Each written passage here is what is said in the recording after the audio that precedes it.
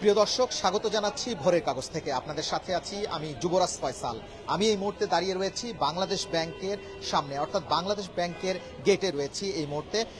অনিয়ম, দুর্নীতি, বিভিন্ন অভিযোগে বাংলাদেশ ব্যাংকের গভর্নরের পদত্যাগের দাবিতে কিন্তু বাংলাদেশ ব্যাংক এখন উত্তাল। এখানের একটা পরিবেশ একেবারে থমথমে পরিবেশ। অর্থাৎ যদি বলি যে হচ্ছে এই যে গেল 15 বছরের বিভিন্নভাবে ব্যাংক খাতে যে অনিয়ম, দুর্নীতি সবকিছু জন্য কিন্তু এই যে বাংলাদেশ ব্যাংক কিন্তু সব গভর্নরদের যে উপরে যে সর্বোচ্চ পদ, অর্থাৎ গভর্নরের যে পদ, সেই পদের পদত্যাগের বিষয়টি নিয়ে কিন্তু এখন এই বাংলাদেশ ব্যাংক উত্তাল। আরেকটা বিষয় জানিয়ে রাখি, গত 15 বছরের দুর্নীতি, অনিয়মের সব অভিযোগের তীর কিন্তু বাংলাদেশ ব্যাংকে ঘিরে। এখানে কিন্তু মনে করেন সকাল থেকেই আপনাদেরকে বলে রাখি যে হচ্ছে বাংলাদেশ ব্যাংকের গভর্নরের পদত্যাগের দাবিতে উত্তাল রয়েছে। আরেকটা বিষয় বলে রাখি, বিক্ষোভকারীরা গভর্নর আব্দুর রফ তালুকদারকে দেশের ব্যাংকিং খাতের লুটতরাজ, অর্থাৎ বর্তমানে বিভিন্ন ধরনের যে অনিয়ম হয়েছে ব্যাংকের মূল্যস্ফীতি থেকে শুরু করে সব ধরনের অভিযোগের কিন্তু অভিযুক্ত করছে।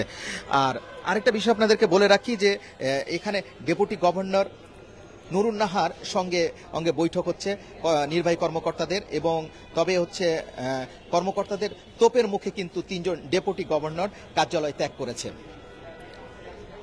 অর্থাৎ আওয়ামী লীগ সরকারের যে বিভিন্ন ধরনের দুর্নীতির অভিযোগ থেকে শুরু করে দেশের যে বিভিন্ন ব্যাংক খাতের যে দেউলিয়া, ব্যাংক খাতে লুটতরাজ থেকে শুরু করে বিভিন্ন ধরনের যে চিত্র ছিল, সেটা কিন্তু এখানে এই বাংলাদেশ ব্যাংকের উপর বর্তাচ্ছে এখন দোষারোপ। এই বিষয়গুলো যে বিশেষ করে আমরা দেখেছি বাংলাদেশ ব্যাংকের থেকে কিন্তু হচ্ছে অনেকদিন আগে টাকা, অনেক কোটি কোটি টাকা কিন্তু এখান থেকে লুট হয়েছে, এখান থেকে বলা হয়েছে বিভিন্নভাবে হ্যাক হয়েছে।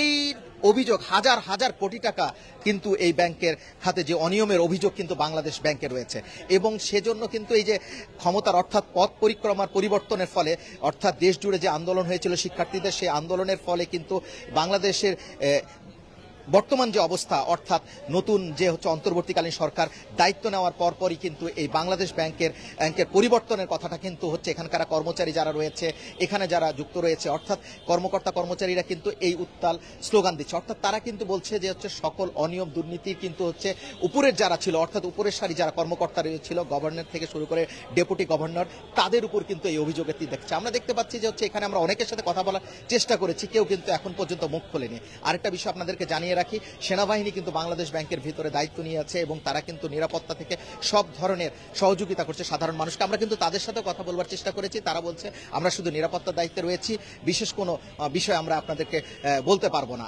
আরেকটা বিষয় আপনাদেরকে বলে রাখি, বাংলাদেশ ব্যাংক, অর্থাৎ এই ব্যাংকটি কিন্তু বাংলাদেশের সকল ব্যাংকিং খাতের মূল কেন্দ্রীয় ব্যাংক হিসেবে অবহিত, আপনারা জানেন সবাই। আরেকটা বিষয় যে হচ্ছে এখান থেকে এই যে বাংলাদেশের বিভিন্ন ব্যাংক বিভিন্ন সময় দেউলিয়া হয়েছে, অর্থাৎ ব্যাংকে যে হাজার হাজার কোটি টাকা যে লুটতরাজ, অনিয়ম, দুর্নীতি, সেটা কিন্তু বাংলাদেশ ব্যাংক এর সাথে কখনো না কখনো জড়িত, এটা মনে করে বাংলাদেশ ব্যাংকের কর্মকর্তারা। আরেকটা বিষয় বলে রাখি, এই ব্যাংক থেকে একসময় কিন্তু কয়েক হাজার কোটি টাকা কিন্তু হচ্ছে আপনার হ্যাক হয়েছে, সেই অভিযোগের তীরও কিন্তু রয়েছে এখানে। এবং আমরা অনেক সময় শুনি যে বাংলাদেশ ব্যাংকের ডেপুটি গভর্নরদের দুর্নীতি, অর্থাৎ নামে বেনামে এই যে গভর্নরদের বডি যেটা রয়েছে, তারা কিন্তু অনেক সময় বিভিন্ন ধরনের লুটতরাজের সাথে সম্পৃক্ত বলে এখানে অভিযোগ রয়েছে।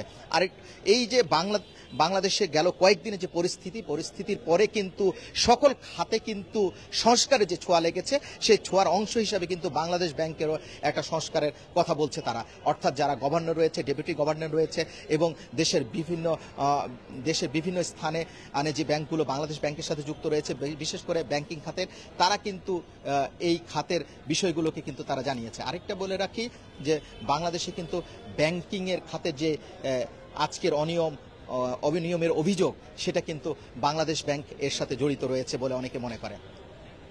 আমরা কিন্তু দেখেছি দেশের অর্থনৈতিক খাতে নৈরাজ্য, বিশৃঙ্খলা, অনিয়ম, দুর্নীতি সব কিন্তু এই বাংলাদেশ ব্যাংককে দায়ী করে অনেকে। অর্থনীতিবিদরা বলছেন বাংলাদেশ ব্যাংকের সাথে যারা সম্পৃক্ত ছিল গেল 15 বছরে, তারা কিন্তু ব্যাংকিং খাতের বিভিন্ন লুটতরাজ থেকে শুরু করে অনিয়ম, দুর্নীতি সকল কেন্দ্রবিন্দু ছিল এই বাংলাদেশ ব্যাংক। সেক্ষেত্রে কিন্তু এই ব্যাংক থেকে শুরু করতে হবে সংস্কার, যারা অর্থাৎ এখান থেকে পরিবর্তন পরিবর্তন শুরু করতে হবে। এখানে যারা উপরের সারিতে রয়েছে অর্থাৎ গভর্নর থেকে শুরু করে ডেপুটি গভর্নর, তাদের পরিবর্তন সর্বপ্রথম প্রয়োজন মনে করে যে হচ্ছে এখানকার কর্মকর্তারা। আমরা কিছুক্ষণ আগে একজন কর্মকর্তার সাথে কথা বলেছি, তিনি কিন্তু নাম প্রকাশ সে অনিচ্ছুক। তিনি কিন্তু আমাদেরকে কিছু তথ্য দিয়েছে যে হচ্ছে তিনি জানিয়েছেন যে হচ্ছে এখানে যারা হচ্ছে গেল সরকার অর্থাৎ আওয়ামী লীগ সরকারের যারা সুবিধাভোগী, আওয়ামী লীগ সরকারের যারা হচ্ছে সম্পৃক্ত ছিল, তারাই কিন্তু এই ব্যাংকের হাজার হাজার কোটি টাকা এখান থেকে সরিয়েছে এবং এই ব্যাংকের অনিয়ম দুর্নীতির সাথে কিন্তু তারা সম্পৃক্ত। একটা বিষয় আপনাদেরকে বলে রাখি, বাংলাদেশ ব্যাংক হচ্ছে বাংলাদেশের আর্থিক খাতের বাবা মা বলা হয়ে থাকে। অনেকে বলছিলেন, কর্মচারীরা বলছিলেন এবং হচ্ছে এখানকার কর্মকর্তা যারা রয়েছেন তারাও বলছিলেন, কিন্তু এই ব্যাংকিং খাতকে অনিয়ম দুর্নীতি সহ বিভিন্ন যে অভিযোগ সেটা কিন্তু এখানে রয়েছে। এই বিষয়গুলো কিন্তু রয়েছে। সকাল থেকে কিন্তু এখানে থমথমে অবস্থা। বাংলাদেশ ব্যাংকের ডেপুটি গভর্নর থেকে অনেক কয়েকজন উচ্চপদস্থ কর্মকর্তা কিন্তু ব্যাংক থেকে চলে গেছে, অর্থাৎ সকালে এসেছিলেন এবং হচ্ছে কর্মকর্তাদের তোপের মুখে অর্থাৎ সংস্কারপন্থী অর্থাৎ বর্তমান যারা এই ধরনের অনিয়ম দুর্নীতির সাথে জড়িত ছিল তারা কিন্তু এক ধরনের তোপের মুখে এখান থেকে কিন্তু যেতে একেবারে সরে যেতে বাধ্য হয়েছেন। বাংলাদেশ ব্যাংকের বর্তমান অবস্থা হচ্ছে এখানে কিন্তু থমথমে পরিবেশ বিরাজ করছে। ভিতরে বিভিন্ন ধরনের বৈঠক চলছে এবং সংস্কারের যে বিষয়টা যে হচ্ছে বলছে ডেপুটি গভর্নরের পদত্যাগ থেকে শুরু করে উপরের যে বডি রয়েছে অর্থাৎ যারা এখানে বিভিন্ন অনিয়ম দুর্নীতির সাথে জড়িত রয়েছে তাদের পদত্যাগের বিষয়টি কিন্তু এখানে পরিষ্কার, অর্থাৎ তাদের পদত্যাগ করতে হবে এবং তাদেরকে চলে যেতে হবে। এখানে কিন্তু সেই অবস্থা ছিল বেলা 11টার পর থেকে।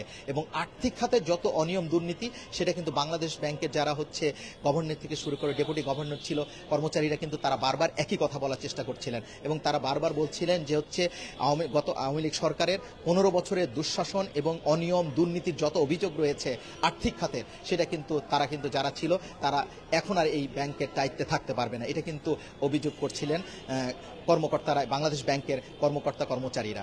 এই ছিল বাংলাদেশ ব্যাংকের সর্বশেষ অবস্থা।